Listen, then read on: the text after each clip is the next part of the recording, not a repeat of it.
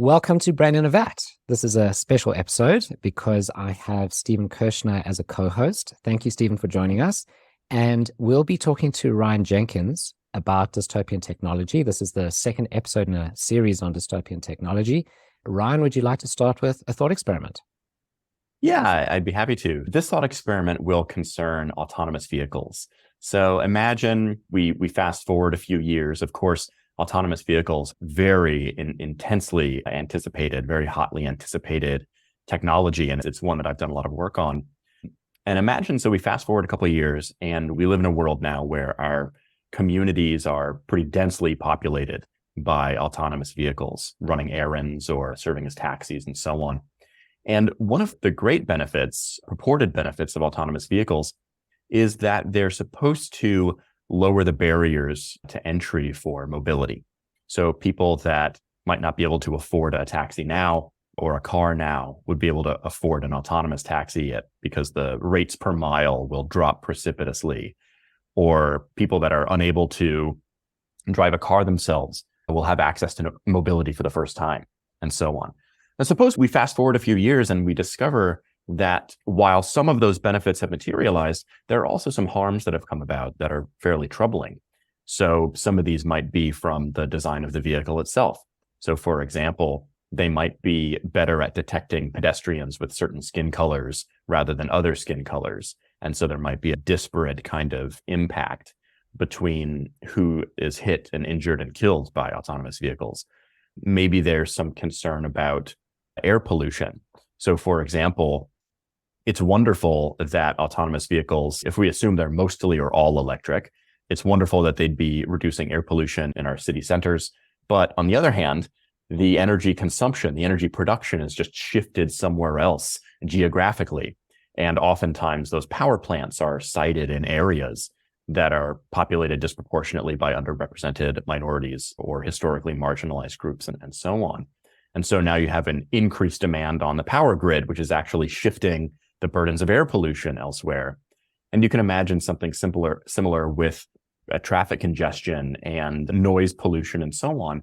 If you think about the charging stations, imagine that you have a fleet of autonomous taxis or autonomous rental cars, and you have to find a place to build a huge parking lot or a parking garage to charge them up overnight and so on. The places where land is going to be cheap and that have access to big roads and have access to high intensity power transmission lines or high tension power transmission lines, those are going to tend to be sited in areas, again, that are populated by historically marginalized groups. And so one of the things that we find is, one of the things that we worry about is that even though autonomous vehicles are promised benefits for a lot of folks, they also seem to be shifting some of the burdens in society, shifting them around geographically or economically, and perhaps even creating new kinds of harms or generating new kinds of harms for those populations too. And unfortunately, as we often find in technology development, the people who are made worse off are already the people who are some of the worst off in society. So it's concentrating those burdens upon those groups, which a lot of people would take to be a very serious misfortune.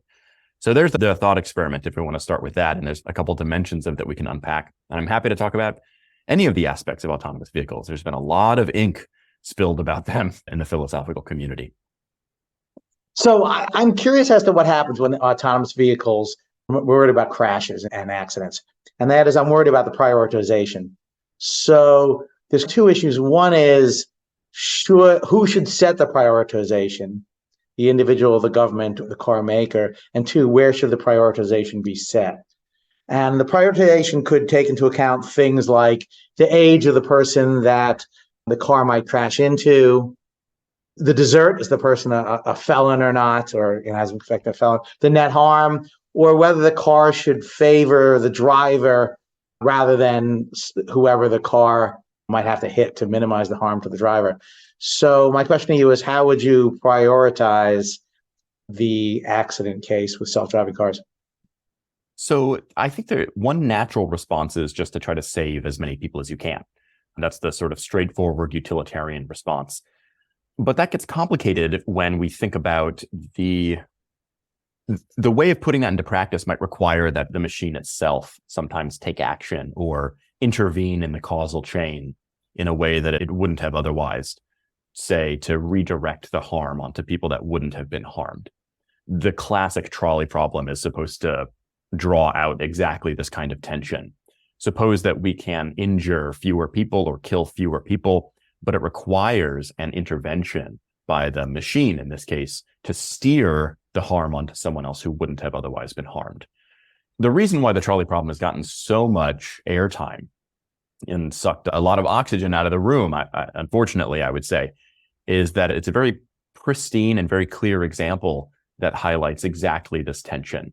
Do we think that there's something wrong with harming one person as a side effect of saving these other people? And the toy example makes it very clear exactly causally how that would take place. So I think that the straightforward utilitarian example is probably unacceptable. And that's a little uncomfortable for me to say as a consequentialist, but I think that for a few different reasons, manufacturers are going to shy away from that kind of approach. I think that another quite reasonable question is, should we save the people that we're most confident that we'll be able to save? An example of where this question would come into play is whether there's one person outside the vehicle and one person inside the vehicle. And are we going to slam on the brakes, which could injure the passengers inside or the occupants inside the vehicle? Or are we going to, say, deploy the brake in a way that's gentler and more gradual, which would lead to more harm to the person outside the vehicle, but cushion the impact, as it were? Seems grim. Cushion the impact, as it were, for the occupants of the vehicle. And that's a hard question. I think that there might be some reasonable expectations that people would have when they buy that kind of vehicle. I think that it's a principled and defensible position to say, in these kinds of one-to-one comparison cases, the manufacturer might have a stronger obligation to the passengers of the vehicle than those outside. And I think that there's the reasonable epistemic explanation, which is no one knows exactly how the calculus is going to work out. We don't have access to that kind of perfect information. But in a case like this, we can be more confident in one outcome or the other. So if it's a question that there were two individuals who are involved in this situation, as it were, they're already involved. And the question is, how is the machine going to behave, with the acknowledgement that behaving in different ways is going to change who gets harmed more? Then that's, I think, a more interesting case, a more realistic one. And it's a case where many plausible reasons say that we should protect the person inside the vehicle. There's some other concerns and criticisms of that position. You might think that it's relevant what some of the properties are of the person outside the vehicle. So in your example, are they a convicted felon? Or we might say, are they jaywalking, which is something that the vehicle might be able to reliably determine. Those things might matter. But I think that in this kind of case, I think there's a reasonable presumption in favor of protecting the people inside the vehicle. So I want to argue that even if we are utilitarians about how this should work, that your solution is not obviously the right one. So you might think that the optimal solution is the efficient solution. And the efficient solution occurs where the owner can provide the settings. We might have certain insurance requirements. We might have certain requirements with regard to compensatory rules under tort law. But you might think that allows people to adjust their risk, both on themselves and others. And that in a market where people adjust the risk to themselves and others and pay for a prioritization level, we're going to achieve the efficient outcome for the reasons that capitalist systems are almost always more efficient than socialist systems. My concern is that even if we use a utilitarian solution, we should not use the sort of top-down government ordered or manufacturer ordered approach. We should let the market determine how the priority is set. And you can imagine that the market might favor, I suspect it would, a case where the owner of the car gets to provide the setting. So my question to you is, why haven't you mischaracterized the utilitarian solution to self-driving cars? So it's interesting you bring this up, Stephen, because I actually had the same solution, but I wanted to make it slightly more palatable. So suppose you pay more to weigh the utilitarian calc in your favor, but the way that we justify that is that for every dollar that you pay extra for the car, say another dollar is paid over to a charity organization. So you become a more morally valuable person. So one question that I would have is, I guess the anxiety that I feel when contemplating that solution is it's driven by the worry that there might be some unacceptable outcomes, some unacceptable options that nonetheless are successful in the market. And so one thing that I'd want to hear is a priori, whether you think that there are any kind of options, any ethics settings, if we're going to go down that road, that should be ruled out. Or if you're going to be like market fundamentalists and say some of these options will de facto just end up being more expensive or less palatable for insurance companies or whatever, or manufacturers that are worried about tort claims and so on, or whether it's just all up for grabs. And that's a genuine open question. I was wondering how we deal with the human driver in these cases, right? So you've got the human driver. You wouldn't expect the human driver to drive into a pylon to save people in the road coming ahead, even if there's just one human passenger in the car. And so I'm not sure we should expect the AI to do it either.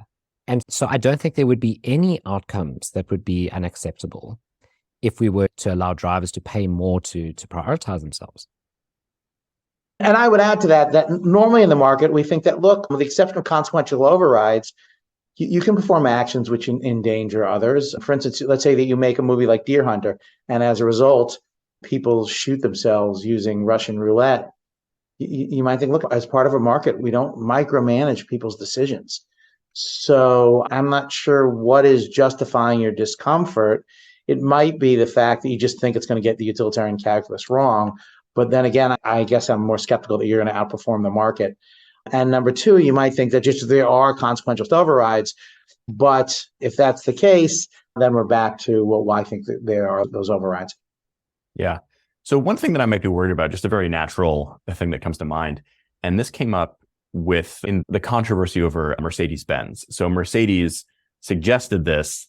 One of their representatives, very high up, someone in the C-level, I think, and maybe their CEO, casually threw out this principle for making decisions for their autonomous cars. They said, we're going to save the person that we know we can save. We're going to save the person inside the vehicle.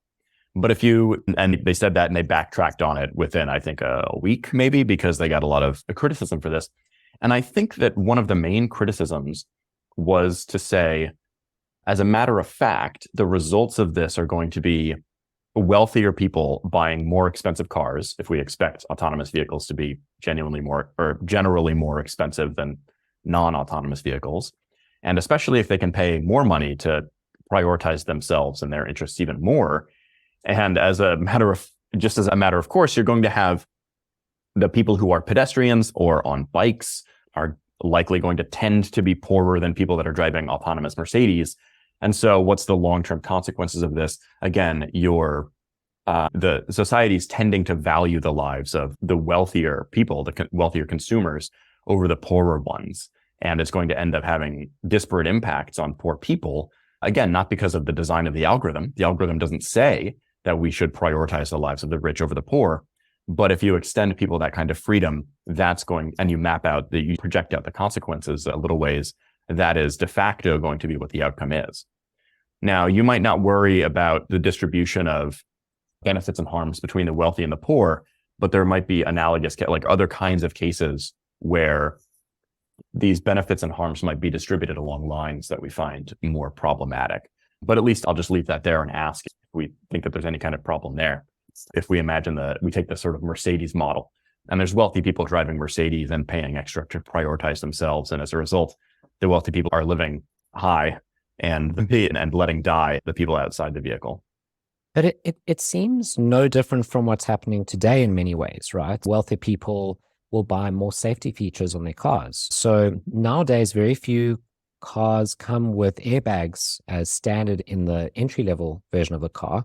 You have to buy a more expensive version of the car to get more airbags, to get ABS brakes, to get all the features that one would need. Why is this any different? That's a great question. It's news to me if that's the case in America, because I'm pretty sure that in America, airbags are standard.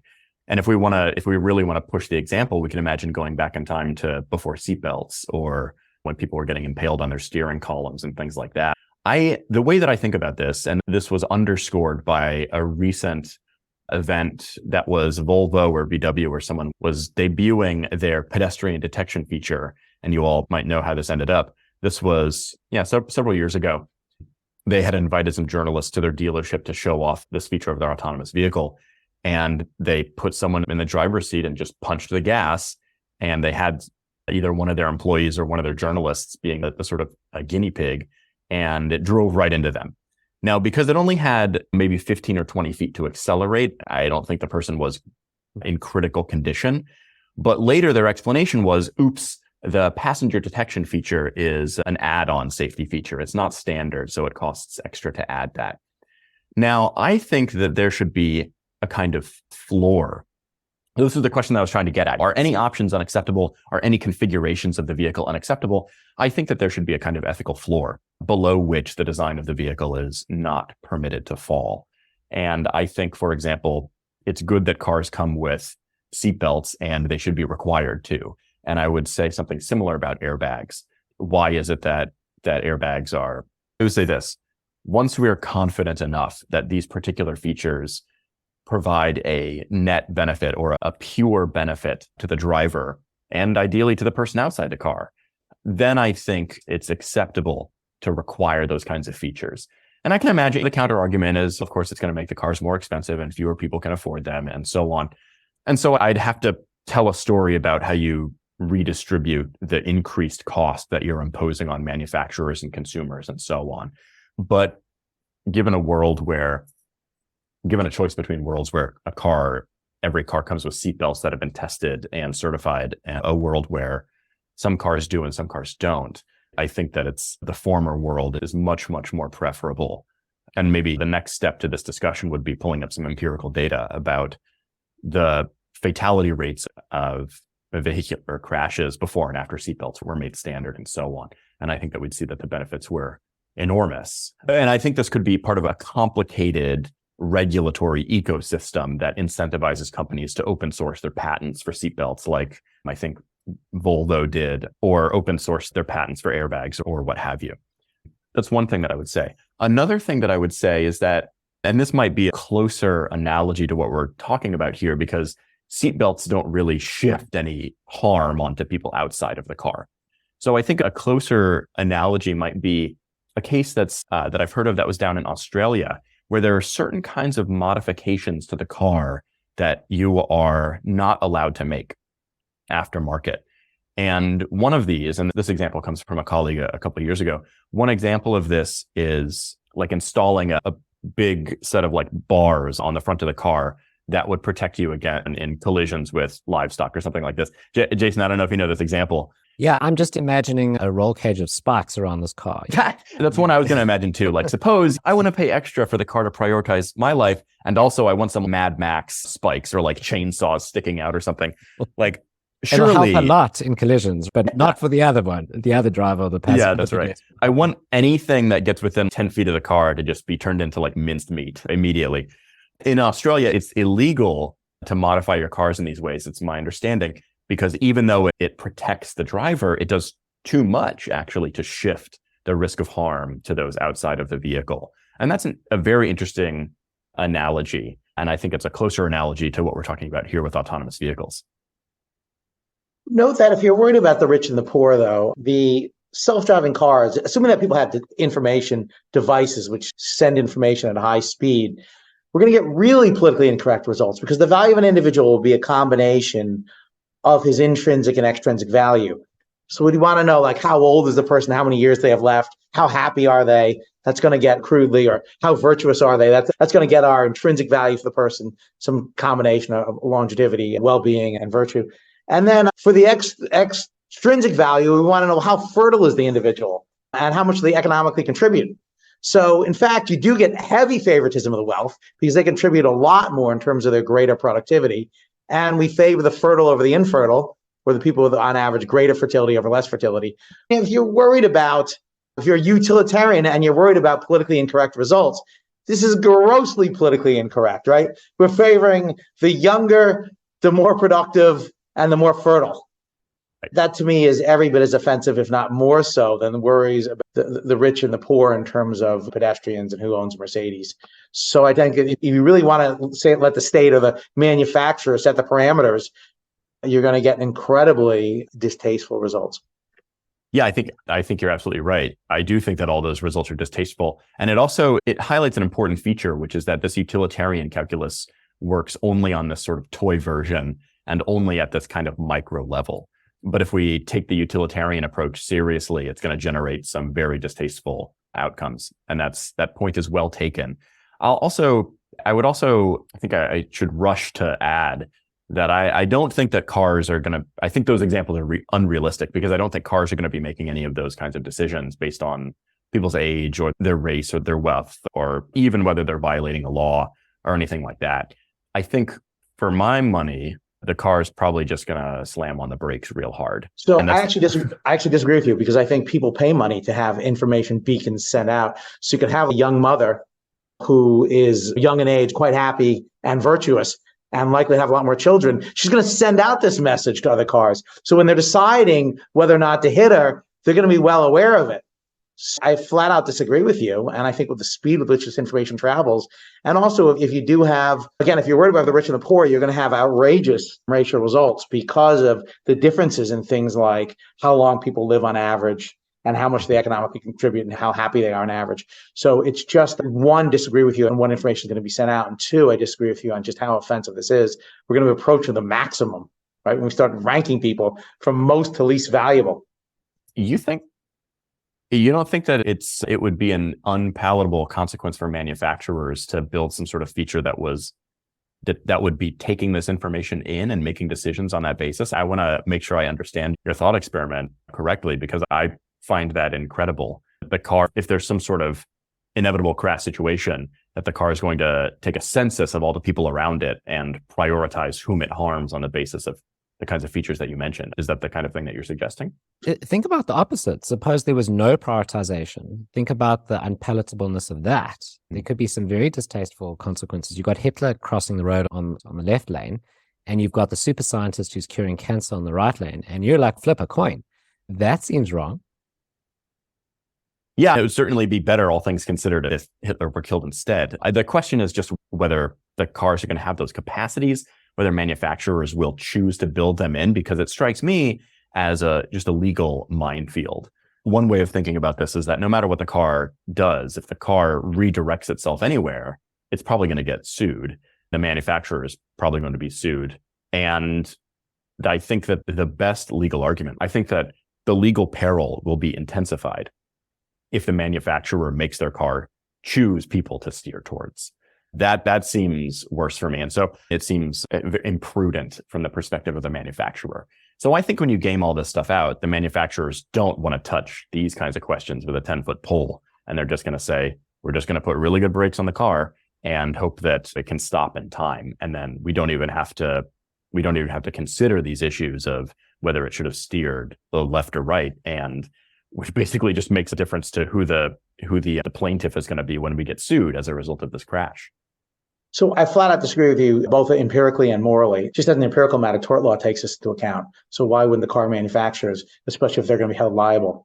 Of course, they could escape liability if they just said, look, the individual can set the setting, which is what I expect will happen and what will maximize utility. But you seem to have the opposite approach to that. Number one, I just think it's empirically false, given that tort law does take these things into account. And two, it's morally relevant. The value of an individual is the person's total value, which is a combination of their intrinsic and extrinsic value. Once you've discovered that's how we value individuals, why would you not want that being taken into account from a top-down perspective, especially since you could have informational beacons which effectively convey that information? So I don't see why it wouldn't be a good thing morally, in addition to being what, in fact, the car manufacturers would do because of liability concerns. Let me ask you this. How do you picture what these ethical settings look like? So what kind of freedom does the driver have to set, or the owner have to set, to specify these settings? So I think there would be with my crude model, two models: degree of favoritism to the driver or to the occupants from least to most, and then prioritization of victims outside the car? Should this be done on utilitarian grounds, like maximization, or should it be done in terms of just avoiding some other crash parameter, like who's ever closer or something like that? So should it be, so one, to what degree should I favor the driver? And two, to what degree should I achieve the utilitarian outcome in deciding who's hurt outside the car? So that's the two settings. And I think with information and with the liability that would incentivize that information, that's precisely what will end up happening, because look, it's the efficient thing to do. I can completely visualize this, Stephen. This is a novel that has to be written. And you can just imagine the virtue signaling around people saying, I've prioritized pedestrians rather than myself, and I will not perform any utilitarian calculations. I'm not receiving any information from the beacons. This is a very easily imaginable world. The topic of our conversation is supposed to be dystopian technology, right? Just to be clear. Yeah. So I think one interesting question is whether there's a further question for the manufacturer, which is to say, how do you map the landscape of possible ethics setting the owner might choose? Because so I think, Stephen, you were optimistic, you were hopeful that the manufacturer could effectively punt the responsibility to the owner of the car because they're the ones that made the settings. But of course, the manufacturer has some role to play in this because they design what the menu of settings that the driver has access to, the owner has access to. And so they could still be found liable, I would think, or they could still be the subject of complaint or legal action or criticism on the basis of which settings they even make available to the owner of the car. Ryan, I think it's a good point, whether this is dystopian or not. Stephen and I seem to want this kind of technology.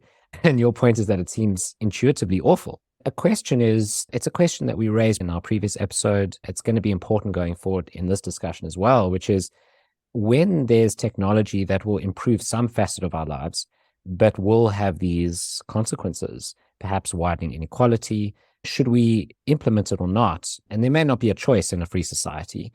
An interesting implication of this, or an interesting application of this, is using big data in the ways that Stephen was suggesting. So once we know what someone's value is to society by looking at their intrinsic and extrinsic value, adding it up into utility points, should big data and should government be allowed to access that big data to decide on the freedoms and the benefits allocated to that person? And this isn't even a science fiction question. This is happening right now in China. So what do you think about this kind of social engineering? I'm against it. I think it's very troubling, very problematic. I think that I could, and we can talk plenty about the source of that problem, the moral source of why it's problematic.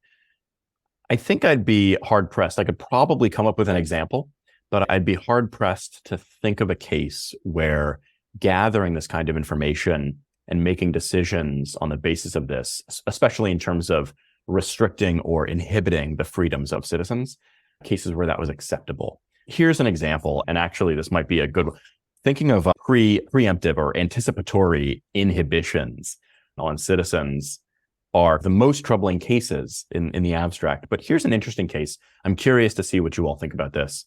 Imagine the government has access to, I don't know how outlandish we're getting or how science fiction we're getting, but suppose the government has access to your blood alcohol level.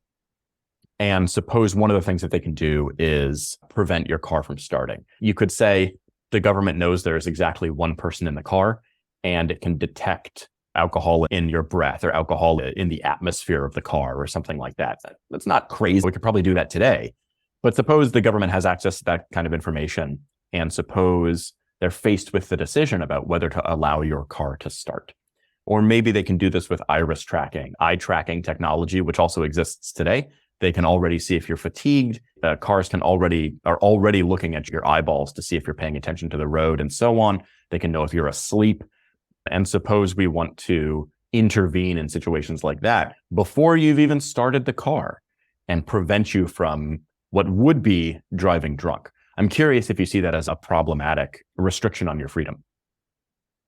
So I'm curious just with the driving drunk case. So your idea would be that it's okay to arrest you, in fact, incarcerate you for driving drunk, But if you're moments away from driving drunk, somehow that would be inappropriate.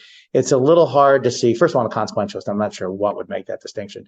But two, look, there's a probability that when they arrest you and convict you for driving drunk, they got that wrong. So you're always taking into account their issues as to how reliable your mechanism is. But I failed to see from a consequentialist perspective exactly what the wrong maker is if they disable your car beforehand, especially if it prevents them from incarcerating you. Now, you might not like the freedom aspect of it, but then we'd have to get into to a debate over exactly what rights do you have, presumably if the government's controlling your car at all, like even limiting your miles per hour, they're trampling all of your rights, which offends me to no end, and you probably enjoy. But my question is, what's to be gained by saying no? You got to drive. Your blood alcohol level is 0.21. You're drunk as a skunk. What's to be gained by saying no? You got to drive at least 50 yards before the government can intervene. This is a great question. So actually, I was thinking, my intuition is that this is an acceptable intervention to have an interlock device or something like that would prevent you from driving. My intuition was that's acceptable, but I'm aware, at least I've heard, that there are some folks that think that it would be, that there's actually nothing in principle wrong with driving drunk. What's wrong is if you should happen to injure someone or kill someone or damage their property, but conceivably you can drive over the legal limit, you can make it home safe and sound, and you've done nothing wrong in that case. And that kind of view is a view that you would find on the libertarian or the deontological end of the spectrum, I think. But as a consequentialist, I find that view very, very implausible. And my explanation comes down to the probabilities. So you might get lucky and drive home without injuring someone. But if you're driving your car in a state that makes it 10 times more likely you're going to injure a person or something like that, then I don't see anything wrongful about punishing you for that. So pulling over a drunk driver before they've caused any other kind of harm or property damage. But I was a little surprised. I would expect a libertarian or a deontologist to be a little bit more upset about that and say, look, my car is my property. I can do with it what I want. My freedom to drive my car ends where someone else's mailbox begins. But until I've run over their mailbox, I haven't harmed anyone. I haven't wronged anyone. So I'm curious how you would think about that kind of case. Here's an example of government using data to restrict your freedoms and to do it under the guise of consequentialism or under the auspices of consequentialism. Ryan, I'm very sympathetic to that position because I'm also a probabilistic utilitarian, but I just worry about other kinds of cases. So driving tired increases your risk of hitting pedestrians or being in an accident by about the same factor as driving drunk. There could be other factors. On your cell phone. Yeah, on your cell phone, emotionally distraught. Should you not be allowed to drive home from your university if you've had a fight with your senior professor? Should you not be allowed to drive if you've had an argument with your spouse? Should you not be allowed to drive if you worked late last night? Once big data gets hold of all of these settings, once we have enough sensors in the car, it seems like if you take that probabilistic view far enough, you land up in a very paternalistic world. Yeah, I think that's right. And at the same time, and so my own views might be in tension here or might be contradictory because I'm not really sure what to do about that. I'm very sympathetic to the view that says if you're nodding off at the wheel, you're doing something and you shouldn't be driving, and it's permissible for the state to prevent you from driving. In the same way that if you get in the car with a BAC of 0.21, it'd be okay if a police officer just reached in and grabbed your keys and said, look, you can't do that. And I'm fine with that. But the other cases that seem to have no important disanalogy, those cases are troubling. Yeah, being upset, being angry about some argument you had that morning or something like that, especially because the outcome is that you could be stranded somewhere. If you've pulled an all-nighter at work and you have a 45-minute drive to get home and now you can't get home and it's 3 a.m. or something like that, that's a very bad position to be in. That's a very significant burden. The only thing that comes to mind, although I can already imagine the response to this, one thing that comes to mind is that we have the means now to measure someone's BAC somewhat reliably and to their drowsiness level or whether they're paying attention to the road pretty reliably. It's not as obvious how you would measure someone's level of emotional distress. Maybe you could conceivably build that into the steering wheel. And sometimes you go to the gym and you're like on the stationary bike and the bike has little some sort of, it's measuring the resistance or it's measuring your heartbeat and stuff. So you could put that in the steering wheel of a car and it could flash a message that says, don't drive angry. But that's where the argument takes us indeed. Those are the implications of the position. I'm much less comfortable with that kind of world, but I can't really tell you why. I'm at a loss.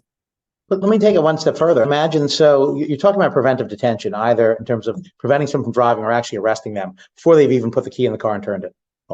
But press the starter button nowadays. So why not? But imagine the following case. Imagine that you have demographics which tell you that this individual Jones is extremely likely to commit a crime, right? He pals around with members of MS-13 and he has these demographic features.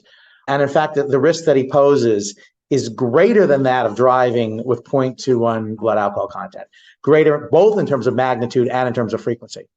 So why wouldn't you support preventive detention on demographic grounds? And that is before the person's been convicted of anything. So the person's not on parole or probation. We just do the same calculation. Once you get into this business of shutting off someone's car, let alone arresting them, where's the stopping point? Why not have preventive detention with regard to people who are demographically dangerous? Sure. So I think as a matter of fact, we do find that acceptable in some cases. In Florida, it was the Baker Act. In California, it's 5150. And these are people who are a danger to themselves and others. You can have them involuntarily committed or detained for 48 or 72 hours or something like that. In those cases, it might be some combination of factors that you need to meet. For example, we're very confident in our appraisal of this person's mental state. We're very confident that people in that kind of mental state pose an unacceptable risk of harm to others, at least we'll say. Maybe you might have some paternalistic reasons some anti-paternalist objection to detaining people because they're a harm to themselves. But let's suppose that they're a harm to others. And I think what you get at the end of that is some sort of expected utility calculation. What's the likelihood this person really is a danger? What kind of harm might they commit? How bad would it be? And so on. And once that reaches a certain threshold, we think it's acceptable to have them detained against their will. Not indefinitely, but for proper examination or medical examination or something like that before they're released back. So I guess one question would be, can we conceive of other kinds of conditions or states that people would be in where we could come to the same kind of expected utility calculation that would justify a roughly equal level, that would justify the same kind of preventive detention? I don't know that I've thought about that question much or maybe at all, but someone who's drunk, who's holding their car keys might be someone who's a very good candidate for that. I think that there's the level of confidence. And then secondly, the first thing that I was thinking when you gave this example was the level of causal closeness or causal connection. So if I'm about to turn the keys in my car, I'm about to drive drunk. I'm seconds away from driving drunk. If the demographics say that I'm the kind of person who's likely to commit a crime or likely to be incarcerated at some point in my life, that could be now or the next 10 or 20 years. And so the causal closeness, I'm much more causally distant from that crime. But you can incorporate or make sense of causal closeness as just one kind of our epistemic confidence. Why does it really matter? If something's more causally distant, we're less confident it's going to happen. So you could say that would be double counting or that it's already accommodated. Or Jason, how do you feel about the sort of 5150 cases, the cases of people being detained because they're a danger to themselves and others? As far as I can tell, it's a species of the same genus that you've suggested, Stephen.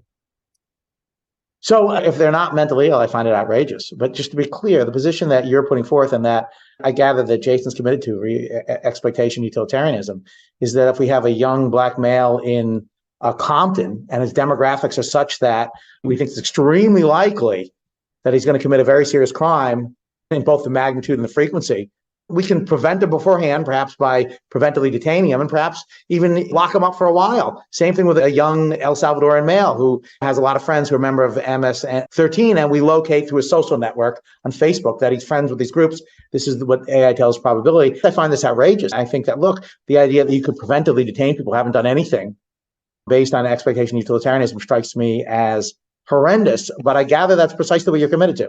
You're committed to, look, if the data shows that this young black male in Compton or this young El Salvadoran who pals around with the MS-13 people, even if neither individual has done anything wrong, let alone criminal, if the numbers are such that we should preventively detain them, even if that involves lengthy incarceration.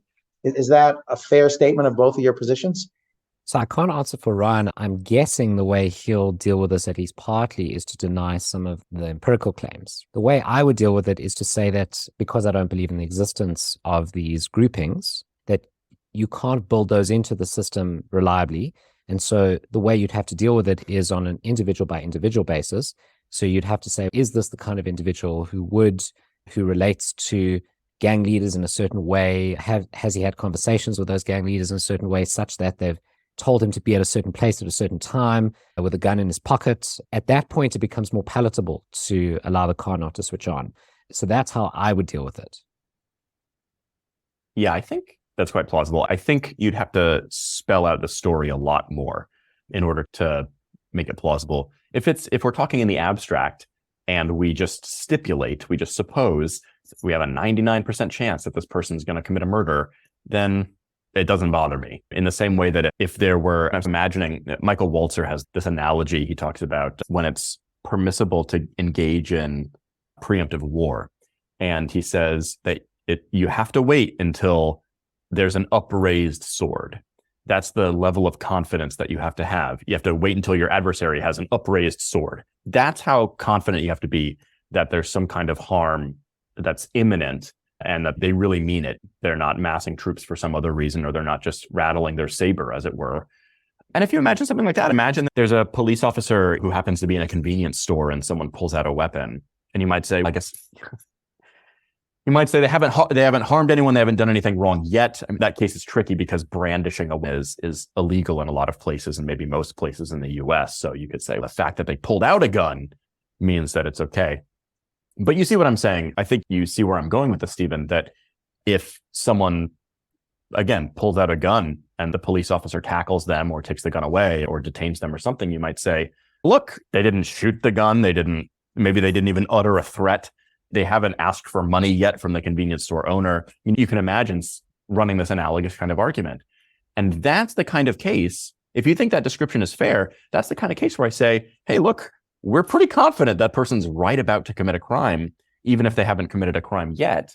And I would think that preventive detention is okay. But if you're talking about, here a 13-year-old black kid in Compton that he goes to detention or he's suspended from school a lot, and maybe in a couple of years he's going to do something people in his age bracket have people that meet that demographic profile have a higher likelihood of committing crimes several years down the line. Those kinds of cases are much less compelling for some of the reasons that Jason gave, but also I think just our confidence is much lower. In order to meet that kind of bar, I would set a pretty high threshold, I think, before that becomes permissible. But then when you describe a case that meets that threshold, I think it's totally reasonable that a cop would tackle someone who pulls out a gun or something like that.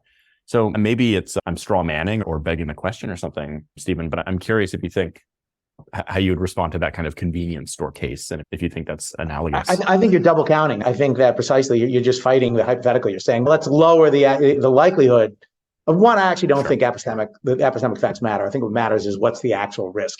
That tells you whether the person forfeits. But even if you thought that knowledge matters and risk both matter independently, I just think you're fighting the case. You say there's temporal distance or the evidence isn't as strong. Okay, just build into the fact that the individual's done absolutely nothing wrong, but the evidence and the actual statistical likelihood is such that we're above whatever the threshold is that allows you to stop someone from driving. I just think this is a gross imposition on people's freedom from a rights-based perspective. Now you're saying from a consequential perspective, it's fine. But the problem is once we go down this path, there doesn't seem to be a lot of stopping points. And we could say, look, these women they're criminogenic in terms of their children. So we really should block them from having children because the statistics are X. There really is no stopping point once we go down this path. If you really believe in rights and freedom, we can block it. If you don't, it's just a matter of probabilities and perhaps, although I deny it, evidence. Okay, so here's where I think you might be trying to have it both ways or trying to have your rights and eat them too. Because you do seem open to these. Okay, I see what it is. You seem open to some of these considerations of probability, but I guess not. So in the drunk driving case, you would say the person has forfeit their right at the moment that they pull out their car keys and stick them in the ignition or something like that. Okay. So I guess what I think is going on here is that you're arguing in very much the same way, where you've set a threshold for the probability that someone's going to subject other people to harm or likelihood of harm. And I'm setting that threshold too.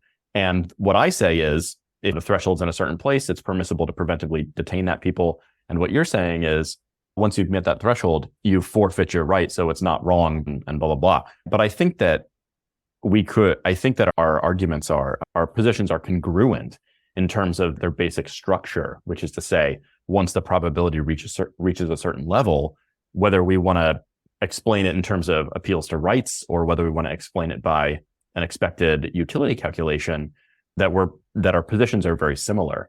Maybe it's me I'm helping myself to the sort of secret that I'm smuggling in some deontic consideration by saying that there's a threshold that has to be met. Yeah, I think that's okay. So that's me being sloppy. That's the most natural way that I've found to cash out my intuitions. Maybe if the threshold hasn't been met, but the expected utility is still very high, there are other things that are permissible, but not preventive detention. So other kinds of intervention would be acceptable, but not detention or something like that. And so I could cash out what happens further down on that continuum. I think it's a good response. I think you and Stephen have similar intuitions about certain things being bad. It's just your level at which you'll accept those things happening are different. Your criteria for when the state can stop people from acting. So all of these cases have been what I call Black Mirror cases. So they're all cases where the state steps in a paternalistic way. But some people are quite worried about AI going a different direction, where it's not a benevolent dictator, but a malevolent dictator, where ChatGPT takes over the world and does bad things to people.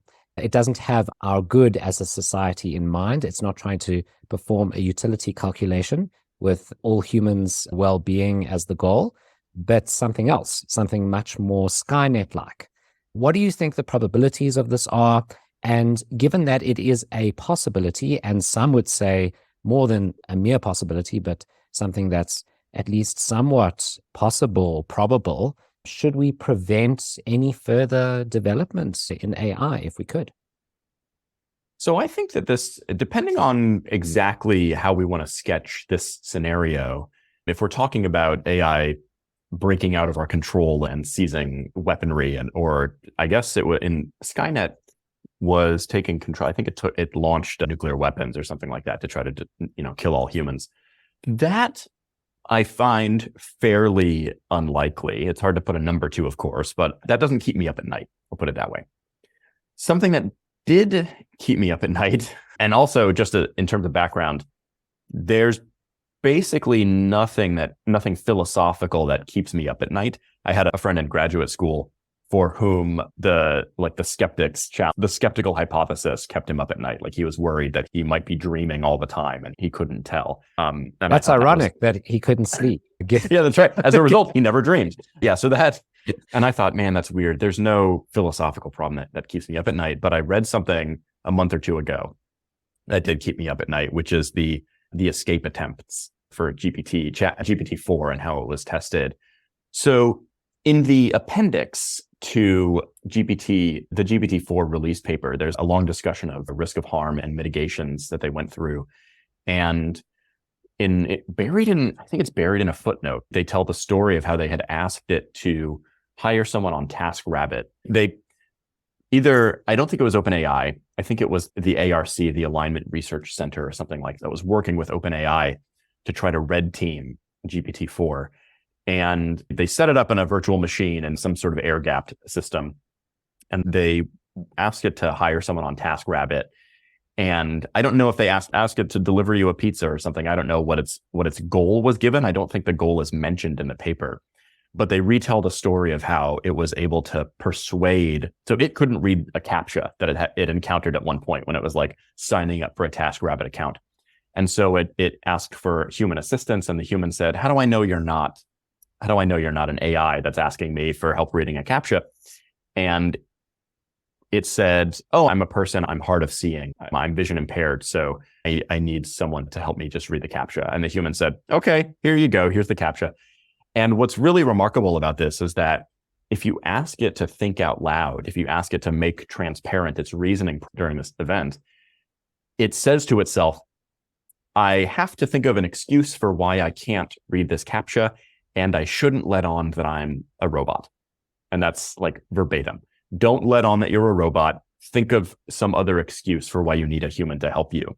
When I read, that's when I thought, oh shit, this is very clever. And without any kind of guardrails, this can successfully manipulate and deceive humans.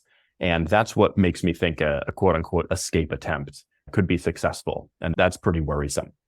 Now, do I think that it's going to get a hold of all the nuclear launch codes that destroy the world? I'm not worried about that. Am I worried that it's going to turn the whole world into paper clips? No, I'm not worried about that. I'm so sick of that example. I'd be more worried that it might just spread uncontrollably, and then you have it on your computer, gunking up your CPU cycles and doing things that are irrelevant or just like wasteful or stupid, or if someone somewhere asks GPT to research and write an essay, and so it spreads onto my computer to borrow some of my CPU cycles for that or something like that. I'm not worried about it becoming self-aware and trying to break out. I'm not super worried about it spreading uncontrollably. The worries that I have are the relatively mundane ones, that it's going to make disinformation and manipulation really easy. But it's hard for me to draw a line between GPT-4 and a human apocalypse. I'll tell you what concerns me is if GPT-4 wanted to be malicious, and there are GPT-4 agents that have been programmed that way by humans. So that's not impossible for such a thing to exist because we have them. It's just that they haven't been very effective because they've been constrained. But assuming you lift those constraints, it seems like there's a few non-nuclear activities that GPT-4 could engage in, or some future version of GPT, which would be devastating to our society. So one would be just the elimination of the internet. Just if you drop the internet tomorrow, that's a huge problem. Another one would be downing satellites, which provide GPS and other forms of communication. Another one would be the elimination of the online banking sector. If any of those were to go down tomorrow, that just seems utterly devastating to our society. I think that's true. And so I guess I wonder I'm not sure what the response is. I'm not sure what the right mitigation is. I don't think that stopping all development is a realistic scenario. And in fact, I'm not even sure if, the letter that called for the 6-month moratorium, I'm not even sure that was publicized in good faith. I'm very skeptical of the motives of the people that wrote that letter.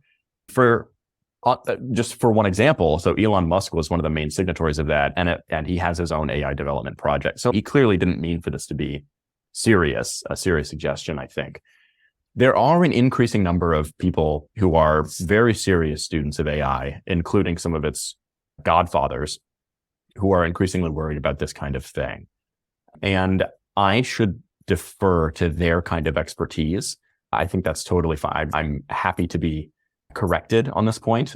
There are a lot of people who pay very close attention to the development and the progress of AI, and in a lot of cases who have been involved and have been instrumental in its progress in the last couple of decades, who are becoming increasingly concerned.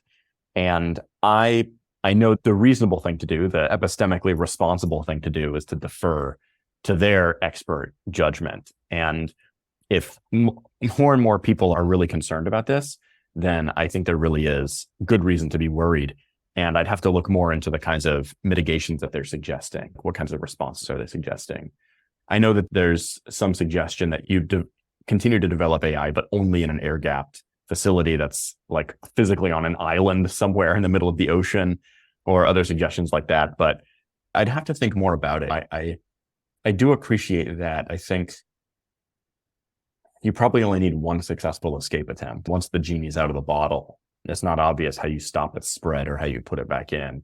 There was this amazing article several years ago from Wired that was about a ransomware bug that infected the computers at Maersk, the shipping conglomerate, the worldwide shipping company. And they realized that this ransomware had gotten into their computers in one of their office buildings somewhere.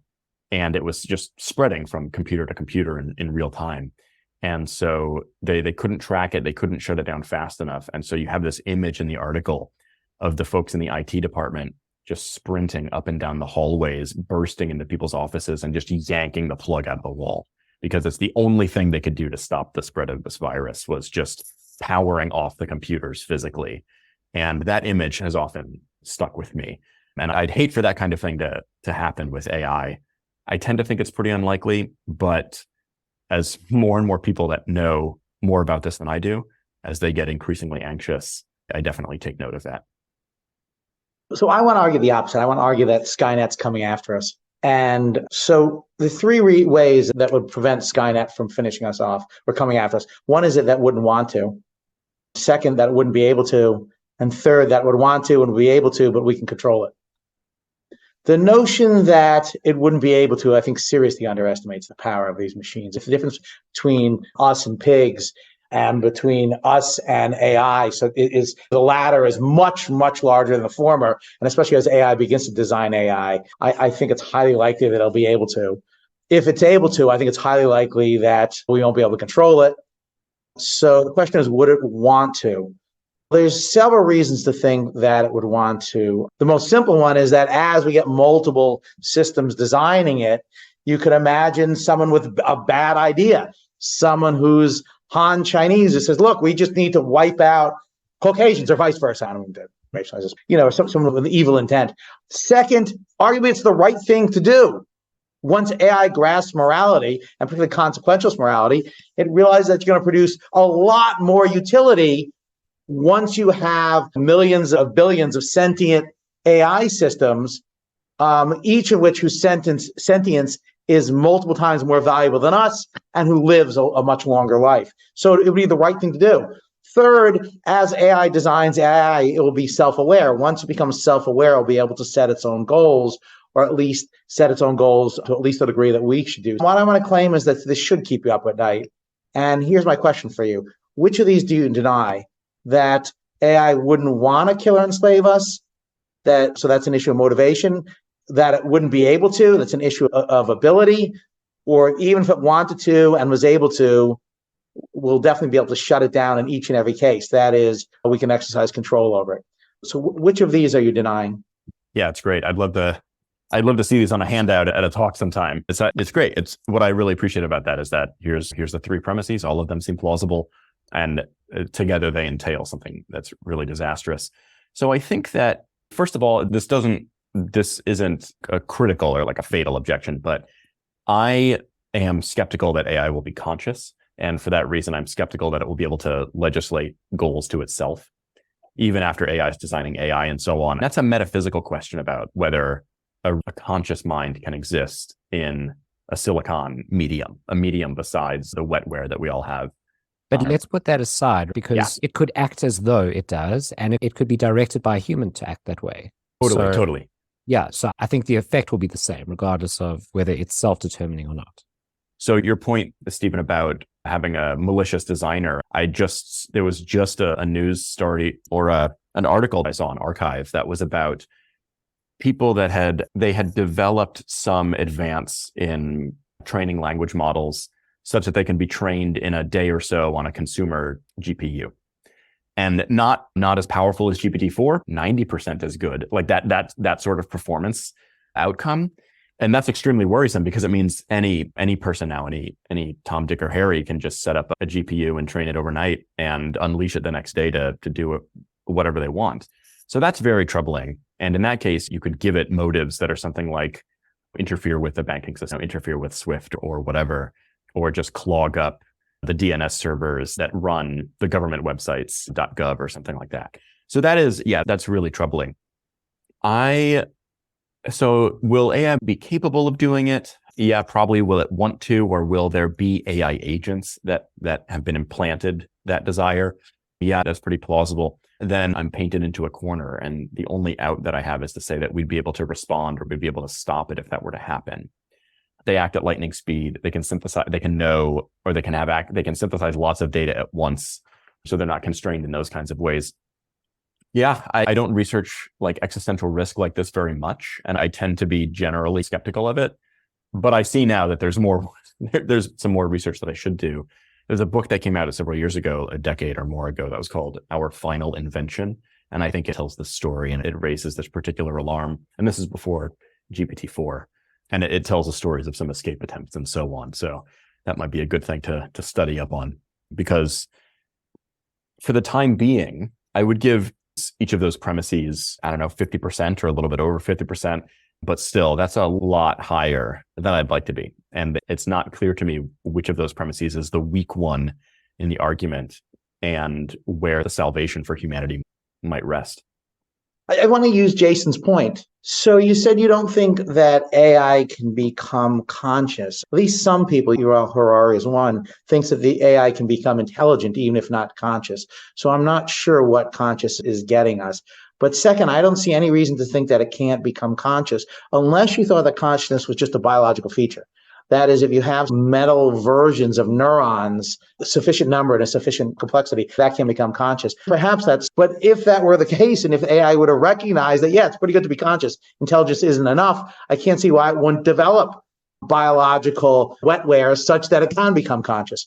One, I'm not sure why consciousness matters, but two, if it did matter, I don't see why AI wouldn't design for itself. So your argument has to be somehow that even if it were self-aware, it wouldn't have these malicious goals. I claim they're not malicious.